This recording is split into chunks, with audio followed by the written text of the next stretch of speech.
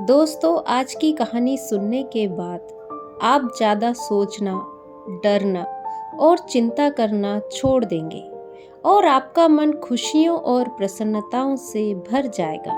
तो चलिए कहानी शुरू करते हैं। एक समय की बात है, किसी नगर में एक युवक रहा करता था। वह युवक अत्यंत दुखी था। वह बहुत निराश था। उसे यह समझ नहीं आ रहा था कि आखिर इस दुनिया में हर व्यक्ति अपने मतलब के लिए क्यों जीता है। उसे हर जगह हर कोई केवल स्वार्थी ही नजर आता था। वह हमेशा यही सोचा करता कि उससे कोई प्यार नहीं करता, उसकी कोई परवाह नहीं करता। सब उससे मतलब के लिए अपने संबंध बनाए रखते हैं। मतलब खत्म हो जाते ही सब उसे अपने आप से दूर कर देते हैं। दोस्तों, हमारे जीवन में भी कुछ ऐसा ही होता है।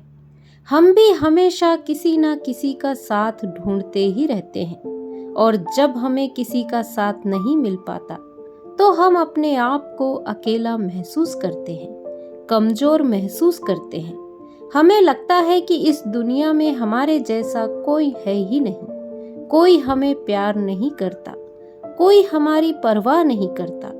लेकिन हम ये भूल जाते हैं कि अंत में तो हर किसी को अकेले ही जाना है। वह व्यक्ति अपने इस अकेलेपन से बहुत परेशान हो चुका था, जिस कारण एक दिन उसने अपना घर छोड़ दिया और एक रास्ते पर निकल पड़ा।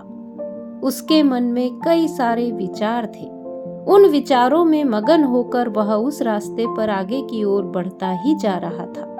तभी उसे रास्ते में एक आश्रम दिखाई दिया। वह उस आश्रम की ओर आगे बढ़ा। तभी उसने देखा कि एक बौद्ध भिक्षु अपने शिष्यों को ध्यान करना सिखा रहे हैं और उन्हीं शिष्यों में से एक शिष्य ने अपने गुरु से कहा, हे गुरुवर, आखिर यह ध्यान क्या है और इस ध्यान को करने से हमें क्या लाभ? तभी वह बौद्ध भिक्षु अपने उस शिष्य के इस सवाल का जवाब देते हुए कहते हैं, भंते, ध्यान हमें अकेला कर देता है। हम जितने ज्यादा अकेले होते जाते हैं उतना ही हम ध्यान में उतरते चले जाते हैं और यही अकेलापन तुम्हें सत्य के मार्ग पर ले जाता है, तुम्हें सत्य की प्राप्ति करवाता है। वह युवक आश्रम के बाहर खड़े होकर यह सब कुछ देख रहा था, सुन रहा था।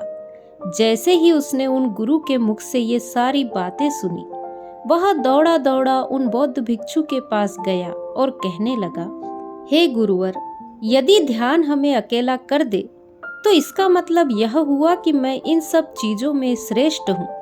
आप तो ध्यान का सहारा लेकर अकेले होते हैं, लेकिन मैं तो ऐसे ही अकेला हूँ। मेरा ऐसा कोई नहीं है जिसे मैं अपना कह सकूं, जो मेरी परवाह करता हो, जो मेरा ख्याल रखता हो, और मैं अपनी राह पर अकेला ही चलता जा रहा हूँ।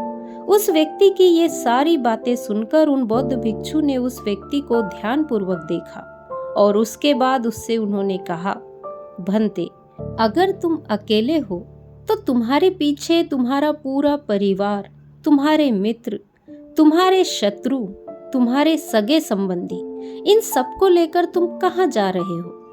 उन बौद्ध भिक्षु के मुख से ये सारी बातें सुनकर वह व्यक्ति चौंक गया और उसने तुरंत ही पीछे मुड़कर देखा तो वहां पर कोई नहीं था। तभी वह उन गुरु से कहता है, हे गुरुवर, कौन है मेरे पीछे? कोई तो नहीं है। ना मेरे परिवार वाले हैं, ना मित्र है, ना शत्रु है, ना ही मेरे सगे संबंधी है। मैं तो सबको पीछे छोड़ आया हूँ, क्योंकि कोई मुझे नहीं पूछता, कोई मेरी परवाह नहीं करता, कोई मेरा ख्याल तक नहीं रखता, यहाँ तक कि मेरी कोई आवाज तक नहीं सुनना चाहता। लेकिन जब किसी के ऊपर कोई समस्या आती है तो वह मुझे अवश्य याद करता है, पर बाकी समय पर वह मुझे पूछते तक नहीं। उन्हें यहाँ तक खबर नहीं होती कि मैं किस हाल में हूँ, मैं जिंदा भी हूँ या नहीं। उन सबको इन सब चीजों से कोई फर्क नहीं पड़ता। उन बौद्ध भिक्षु ने उस व्यक्ति की ये बात ध्यानपूर्वक सुनी और उसके बाद उस युवक से कहते हैं, भंते, तुम सही कह रहे हो, लेकिन जब तक तुम इन सभी को छोड़कर नहीं आते तब तक तुम भला अकेले कैसे हो सकते हो? वह व्यक्ति एक बार फिर से आश्चर्यचकित होकर पीछे मुड़कर देखता है और फिर उन बौद्ध भिक्षु से कहता है, हे गुरुवर, यहाँ पर तो कोई नहीं है, मैं अकेला ही यहाँ पर आया हूँ। लग रहा है कि आप मेरा मजाक उड़ा रहे हैं। मेरे पीछे कोई नहीं है। जब आप खुद देख सकते हो तो फिर आप ऐसा क्यों कह रहे हो कि जाओ और इन्हें छोड़कर आओ? जब मेरे साथ कोई है ही नहीं तो मैं भला उन्हें कहाँ छोड़ूं? कैसे छोड़ूं? उस युवक की ये सारी बातें सुनकर वह बौद्ध भिक्षु मुस्कुराने लगे और उस युवक से कहते हैं, भंते, आखिर तुम मुझसे क्या चाहते हो? इस पर वह युवक उन बौद्ध भिक्षु से कहता है, हे गुरुवर, मैं आपका शिष्य बनना चाहता हूँ। मुझे अपना शिष्य बना लीजिए। मैं जीवन भर आपका आभारी रहूंगा। उस युवक की ये बातें सुनकर उन बौद्ध भिक्षु ने कहा, भंते, तुम चाहो तो यहाँ पर 1 महीने रह सकते हो। उसके बाद ही मैं यह निर्णय ले पाऊंगा कि मुझे तुम्हें अपना शिष्य बनाना चाहिए या नहीं। लेकिन तुम्हें मेरी एक बात माननी होगी। तुम्हें इन 30 दिनों के अंदर ध्यान का अभ्यास करना होगा।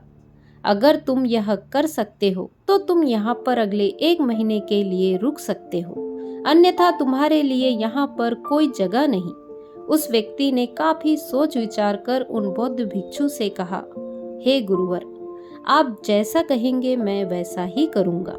अगर आप चाहते हैं कि मैं इन 30 दिनों में ध्यान का अभ्यास करूं, तो मैं यह करने के लिए तैयार हूं। उस व्यक्ति ने उन बौद्ध भिक्षु की बात मान ली और आश्रम में ही रुक गया। अगले दिन सुबह सुबह वह बौद्ध भिक्षु उस युवक के पास आए और उस युवक से कहने लगे, भंते, तुम किससे बात कर रहे हो? तुम्हारा ध्यान कहाँ है? इस पर वह व्यक्ति जवाब देते हुए कहता है, हे गुरुवर, मेरे साथ तो कोई नहीं है। मैं भला किससे बात करूंगा? मैं तो अकेला हूँ। तभी वह बौद्ध भिक्षु उस व्यक्ति से कहते हैं, ठीक है, लेकिन अब ध्यान लगाओ, क्योंकि तुमने मुझे वचन दिया था कि इन 30 दिनों में तुम ध्यान का अभ्यास करोगे। उन बौद्ध भिक्षु के कहने पर वह व्यक्ति ध्यान करने बैठ जाता है, लेकिन पहले दिन उसे ध्यान करने में बहुत तकलीफें आती है। बहुत सारी परेशानियों का उसे सामना करना पड़ता है। यहाँ तक कि वह ढंग से लगातार बैठ भी नहीं पा रहा था। उसके पैर मानो सुन्न से हो जाते हैं और उसका पैर मानो काम करना ही बंद कर देता है। ये सारी चीजें बौद्ध भिक्षु देख रहे थे। तभी उन बौद्ध भिक्षु ने उस युवक से कहा, भंते, तुम जितना देर चाहो उतना देर बैठ सकते हो। यह ऐसा कोई जरूरी नहीं है कि तुम एकाएक लगातार बैठे ही रहो। यदि तुम्हें थोड़ी तकलीफ है तो तुम उठ सकते हो, टहल सकते हो और फिर आकर बैठ सकते हो। इतना कहकर वह बौद्ध भिक्षु वहां से चले गए। अगले दिन सुबह सुबह फिर बौद्ध भिक्षु उस युवक के पास आए और उससे कहने लगे, भंते, कौन है? किससे बातें कर रहे हो? कोई आया है क्या? उन बौद्ध भिक्षु की इस बात का जवाब देते हुए वह युवक उन बौद्ध भिक्षु से कहता है, हे गुरुवर, यहाँ पर तो कोई नहीं है। आप खुद देख लीजिए, मैं भला किससे बातें करूँगा। तभी वह बौद्ध भिक्षु एक बार फिर उस युवक से कहते हैं, चलो ध्यान का अभ्यास करो। तभी वह व्यक्ति उन बौद्ध भिक्षु से कहता है, हे गुरुवर, क्या केवल आंखें बंद करके बैठ जाना ही ध्यान है?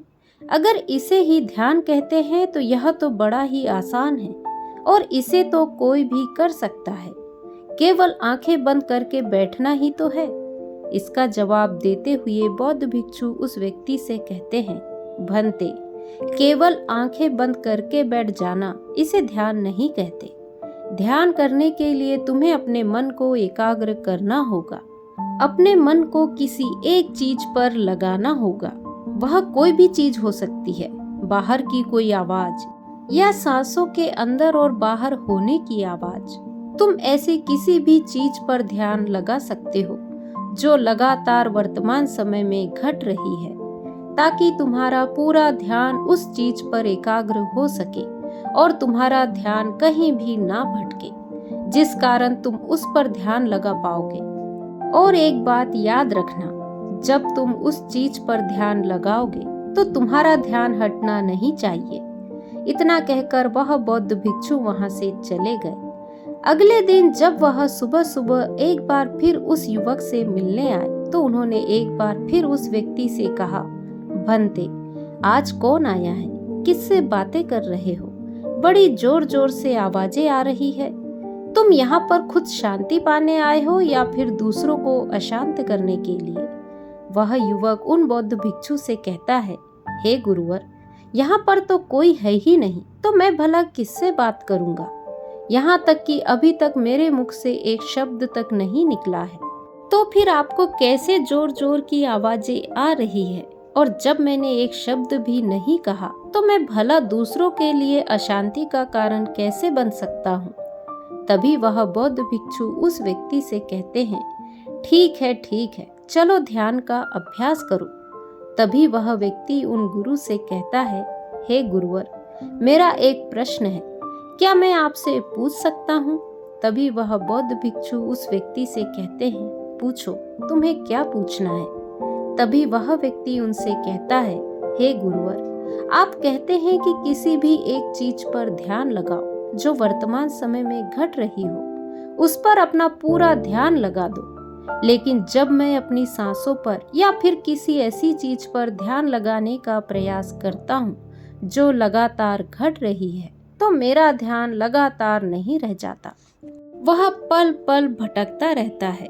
कभी मुझे कुछ याद आने लगता है तो कभी मुझे कुछ और याद आने लगता है। वो पुरानी चीजें, वो पुरानी यादें मेरा पीछा नहीं छोड़ती।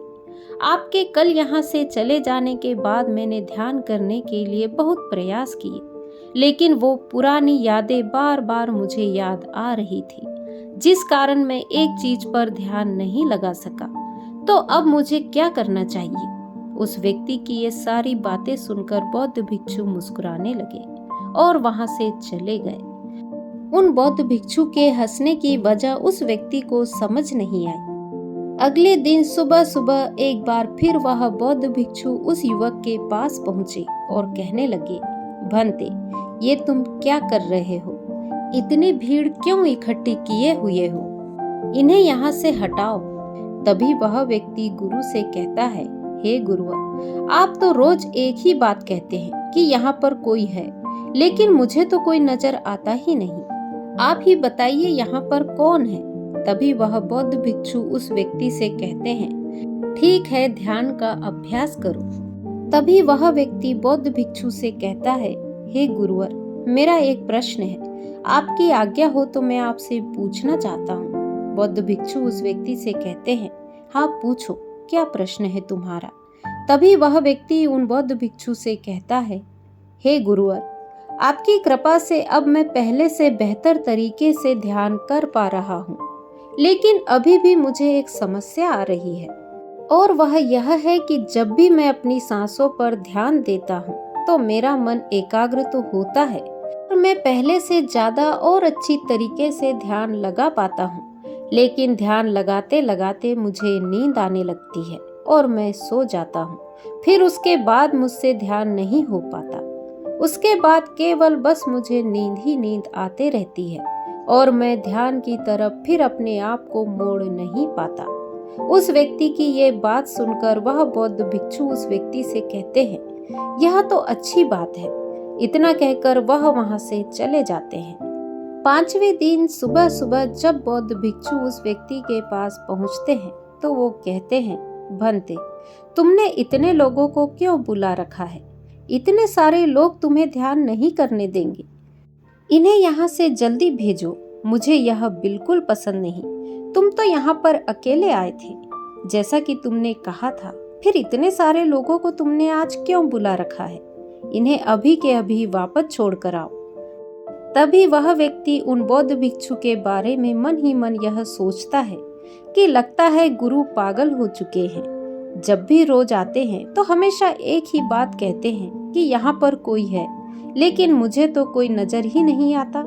बड़ी विनम्रता से उन बौद्ध भिक्षु से उसने कहा, हे गुरुवर, शायद आपकी आंखें जो देख पा रही है वह मैं नहीं देख पा रहा हूँ। मुझे तो यहाँ पर कोई नजर नहीं आता।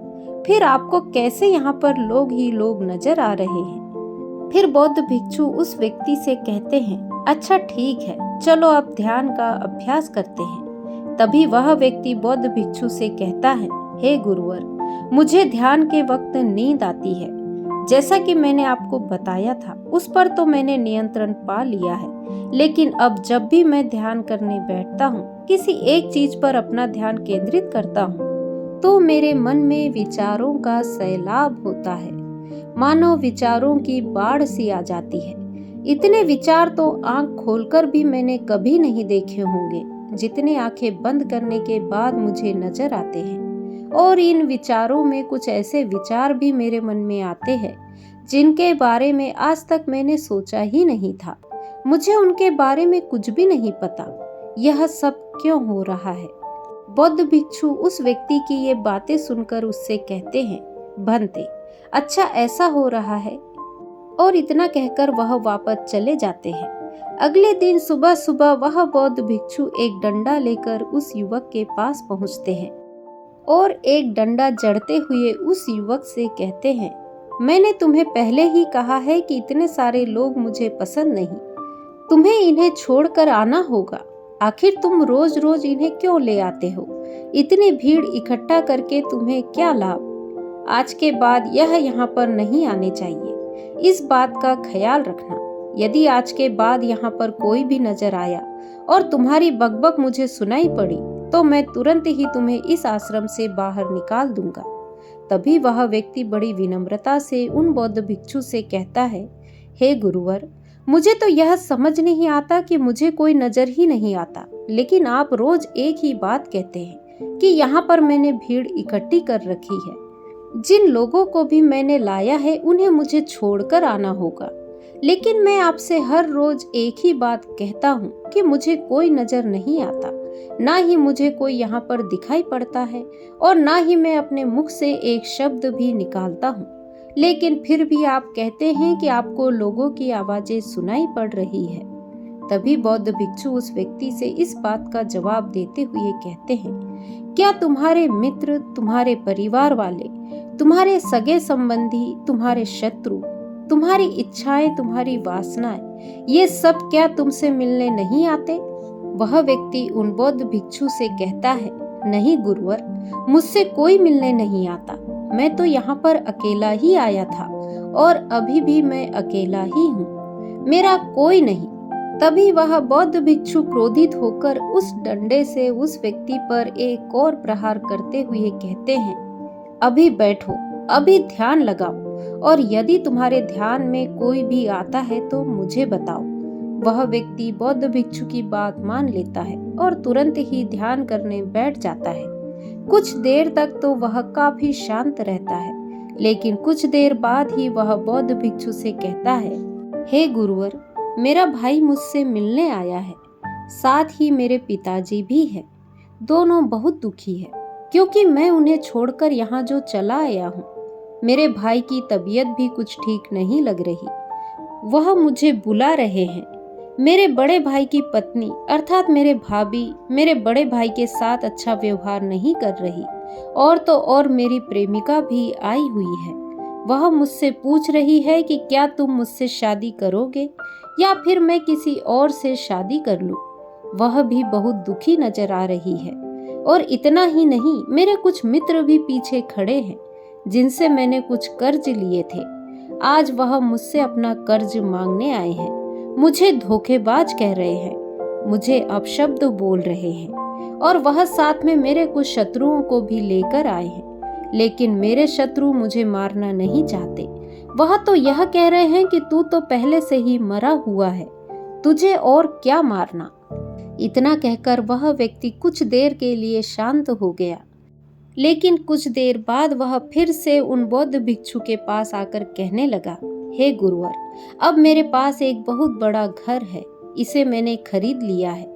इसमें मैं, मेरे पिताजी, मेरी माताजी, मेरा भाई, मेरी भाभी, सभी इसमें बहुत मिलजुल कर रह रहे हैं। हम बहुत खुश हैं।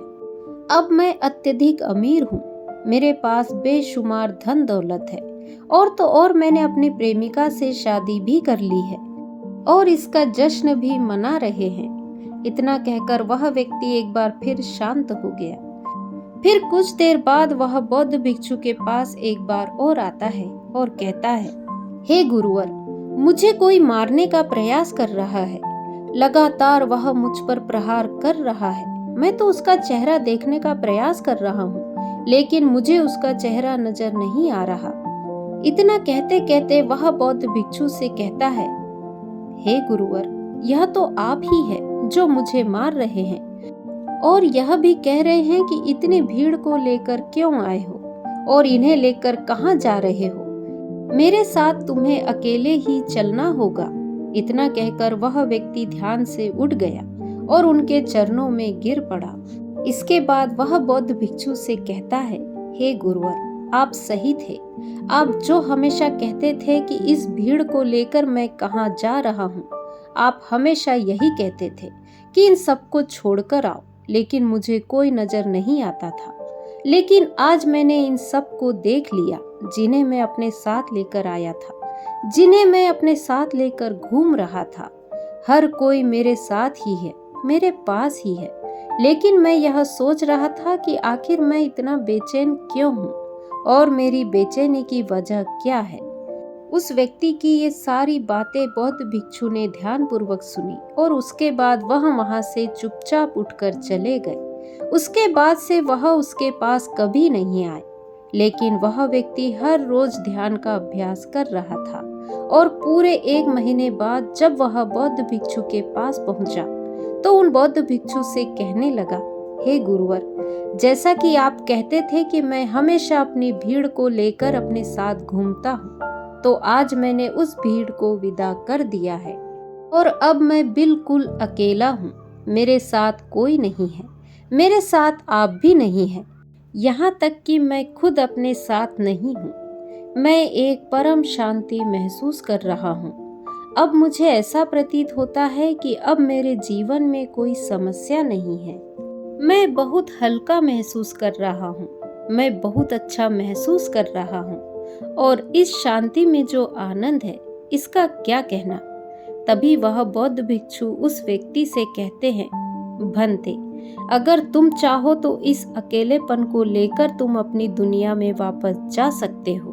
अब अगर तुम उस संसार में वापस भी लौट जाओ, भले ही लोग तुम्हारे आसपास क्यों ना रहे, भले ही पूरी भीड़ तुम्हारे साथ क्यों ना रहे, लेकिन फिर भी तुम अकेले ही रहोगे।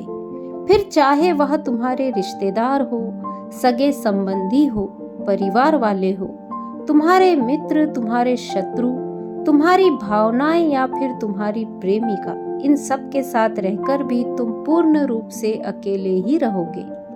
और इतना ही नहीं, तुम्हारे जीवन में जब भी कोई बुरी परिस्थितियां आएंगी, तब भी तुम बिल्कुल अकेले और शांत रहोगे और तुम किसी भी परिस्थिति में किसी भी समस्या का समाधान निकालने में पूरी तरह सक्षम हो चुके हो। और यदि अब तुम चाहो तो मैं तुम्हें अपना शिष्य बना सकता हूँ, क्योंकि हो सकता है तुम्हें यह लग रहा हो कि यह 30 दिन तो पूरे खत्म हो चुके हैं, लेकिन ध्यान का मार्ग अभी शुरू हुआ है। और याद रहे कि अभी तो बहुत कुछ सीखना है, जानना है। यह मार्ग अभी शुरू हो रहा है और यह मार्ग अति लंबा है और इस मार्ग की शुरुआत शांति से ही होती है। तभी वह व्यक्ति बौद्ध भिक्षु को प्रणाम करता है और उनसे कहता है, हे गुरुवर, मैं अपने घर वापस लौटना चाहता हूँ, अपने उस संसार में वापस जाना चाहता हूँ, ताकि मैं अपनी जिम्मेदारियों को निभा सकूं और साथ ही साथ इस मार्ग पर भी आगे बढ़ सकूं, यदि आपकी आज्ञा हो। इतना कहकर वह व्यक्ति शांत हो गया। तभी वह बौद्ध भिक्षु मुस्कुराने लगे और उस व्यक्ति से कहते हैं, भंते, मन शांत हो तो सब हो सकता है। तुम संसार में रहकर भी अकेले रह सकते हो, लेकिन एक बात याद रखना कि हमें सीखना बहुत कुछ है, जानना बहुत कुछ है, लेकिन रखना कुछ भी नहीं है। अब तुम जा सकते हो, तुम्हारा कल्याण हो। वह युवक बौद्ध भिक्षु को धन्यवाद करके वहां से चला जाता है। तो दोस्तों, आज की कहानी यदि आपको पसंद आई हो तो वीडियो को लाइक, शेयर, कमेंट करें और मेरे चैनल को सब्सक्राइब करें। नमो बुद्धाय।